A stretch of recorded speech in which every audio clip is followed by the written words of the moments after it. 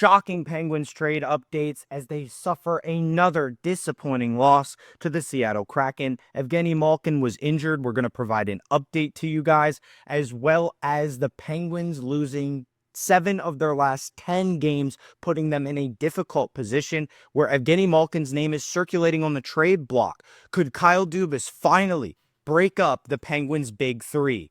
On this episode of Penguins Digest, we're going to talk about Evgeni Malkin and the possibilities of him being traded and where he could go. You probably already saw it on the thumbnail, but I'm going to go into detail why Evgeni Malkin could legitimately be traded to the Washington Capitals. But first, if you haven't already, subscribe to the channel. Most of you are not yet subscribed, so subscribe if you want the latest Pittsburgh Penguins news, rumors, and updates. Will the big three finally be broken up? There's obviously theories that Kyle Dubas has always wanted to do this, just trading away either Letang, Crosby, or Malkin to break up the big three and ruin what has been the greatest run in sports history, major sports history, for 3 teammates. Crosby, Malkin, and Letang is now finally the end. The Penguins have struggled miserably, especially their last 2 games. They have not looked like they wanted to be there. I'm going to show you an update of the standings before we go any further, but obviously Evgeni Malkin was injured last night as well, so that's something that we have to mention. He was hurt in the first period, did not return. He was listed with a lower body injury. He was injured in the first period when he collided with a player in the neutral zone, left for the locker room, and attempted to return, but then was ruled out for the remainder of the contest. The 38-year-old, obviously injuries can derail him at this point in his career. One injury could sideline him for some serious time regardless, just because of his age. You saw it with Ovechkin. It's quite the opposite. He returned very quickly from a pretty serious injury, but we really do have to talk about the possibilities that this is the end. We are sitting in second to last in the Eastern Conference standings. We're closer to getting a top 5 pick in the draft than we are to a playoff spot at this point. So it is worth mentioning and worth at least talking about the fact that we might have to be sellers. I've wanted to deny that for the last however many weeks, maybe even months. I've been denying the fact that we should trade everybody away. You know, the rumors of the fire sale got out, and then Kyle Dubas nixed those rumors, but we're still in a really difficult position, and doing what's best for the team might mean cutting somebody loose, and the most likely of the 3 big 3 players to be traded is Evgeni Malkin, because 1, his cap hit, 2, he's the only one of the 3 Penguins big 3 that actually has talked about the importance of playing in the postseason, and he did that a few years ago before he signed his extension with the Penguins. He has 1 year left on his deal, but an NHL analyst recently dropped a bomb regarding Malkin, mentioning that he could be traded to the Washington Capitals. Penguins are going to extend their Stanley Cup playoff drought after making the playoffs for a ridiculous 16 straight years. And now, after, deliberation and talking it over, Kyle Dubas may be ready to make some serious moves, including trading away Evgeni Malkin. Few players on the Penguins are actually deemed untouchable. Malkin is one of those players, but if he actually wanted to go, they would trade him. If he wanted to stay, he could stay. There's a no movement clause in his contract regardless, but the one way that I truly believe Malkin would waive that is if he got a chance to play with Ovechkin. The Capitals are amazing this season. They're the number 1 team in the NHL by record, and I just watch them and see how well they play and how well they mesh together as a team. They have a perfect balance of young players and veterans. Evgeni Malkin playing alongside Alex Ovechkin would be the one way that I would actually root for the Washington Capitals. As far as when the playoffs come and the Penguins aren't in it, I would love to see Gino get a Stanley Cup, especially alongside Alex Ovechkin. Could you imagine them going and winning a Stanley Cup and then playing out their last year of their contracts next year? Ovechkin breaking Gretzky's record and then him and Malkin sailing off into the sunset, retiring. I mean, that would be something special to watch. So that is the only way I would be okay with it. And with $6.1 million cap hit, I mean, you never know. You have to talk about the ability that Kyle Dubas has, the option that he has to trade one of these players away, and Malkin is the most likely of the 3. His legacy is already cemented. That's an argument that you can make. He's done everything he could accomplish in Pittsburgh, and if he wants to play in the playoffs, it's that simple. He tells Kyle Dubas makes it happen one way or another. Malkin is not going to come out and probably say, hey, I want to be traded. But if he says, hey, I really would love to have one last run in the playoffs, and if this team is not going to be that team, the least you could do is do me a favor and send me over to my buddy Alex Ovechkin and try to win a Stanley Cup for Washington.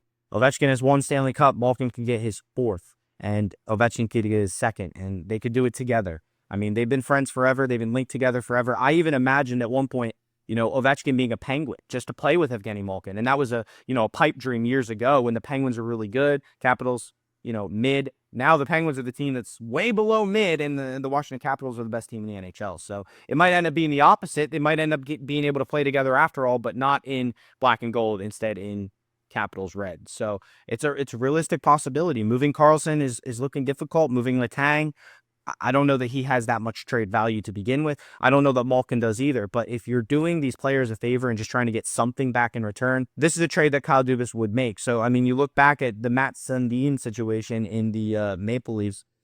Sometimes loyalty doesn't outweigh what's in the franchise best interest. So it is what it is. But there also have been rumors circulating about Sidney Crosby being traded. That's been happening for quite some time. Sid to Colorado has been a thing. Paul Bissonnette, Biz Nasty, has been very vocal about that, playing alongside Nova Scotia boy Nathan MacKinnon. I've also heard rumors that he could go to the Canucks or maybe the Rangers. I don't understand why that would make any sense. I don't think Crosby's being traded. If anybody in the big three is being traded, it's Evgeni Malkin. Over the past years, many reports of a Crosby deal, but an NHL top insider revealed the Penguins have no intention of trading Sidney Crosby. His future in Pittsburgh is pretty much guaranteed. Sid doesn't want to leave. He wants to retire a Penguin, and the Penguins would only trade him to Colorado. Literally, that is the only way. The Mikko Rantanen trade, that kind of made sense now for Colorado if they were really going to make a push for Crosby to trade Rantanen away and free up that cap space. I mean, I know they got Marty Necas back, but Sidney Crosby, Marty Necas, and Nathan MacKinnon would be the greatest line in NHL history. I mean, that would be ridiculous. I shouldn't say greatest line in history. There have been some pretty good ones, but modern era, I can't think of a better unit than those three guys on the line together. But for 87, it would have to work out perfectly. Whereas for Gino, I think it's realistic. For Crosby, unless something changes, zero reason to believe that he should be traded.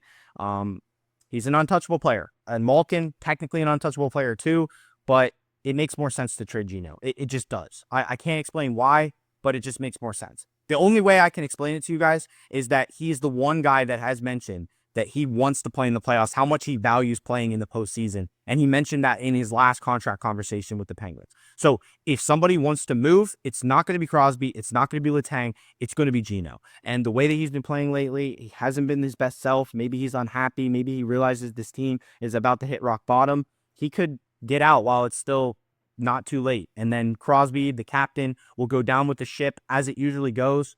You hear all those stories. The captain usually goes down with the ship. Sidney Crosby is that type of captain. He's that loyal to the city of Pittsburgh. Whereas Kyle Dubas could show his love for Evgeni Malkin and give him the respect that he deserves and trading him to a team that has a legitimate shot to win a Stanley Cup. So Crosby inked an extension.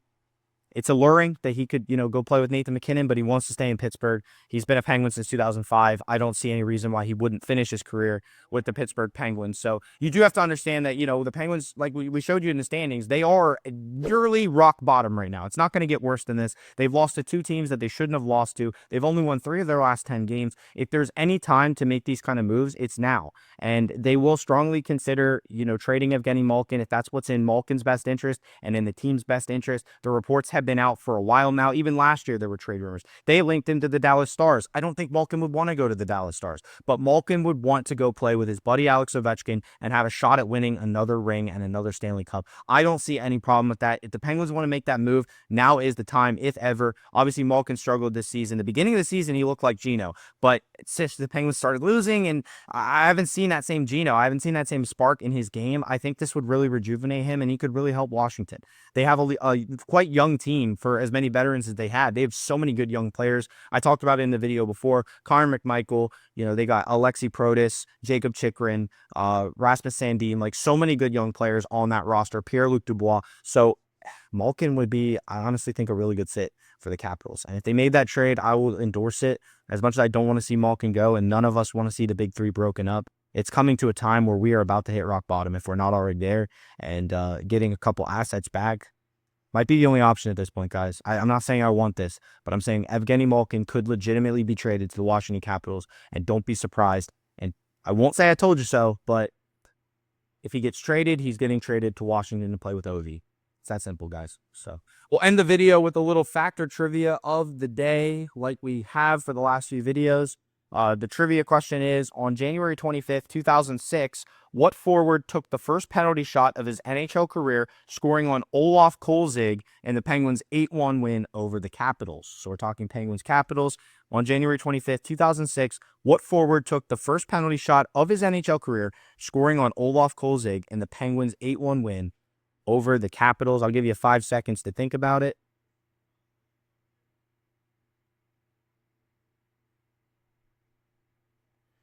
It is Ryan Malone. So that's the answer to our trivia question here today. Thank you guys for playing Penguins Trivia here on Penguins Digest. We'll continue to give you facts and trivia every day at the end of the video to kind of end on a high note, even though it might not sound like it's a high note. I get emotional when I start talking about breaking up the big three because it's all I've really ever known, and it's realistic now more than ever. Watching those last 2 games, might be time, guys. Might be time. So thank you for watching Penguins Digest. Subscribe to the channel if you haven't already. We'll see you on the next edition of Penguins Digest.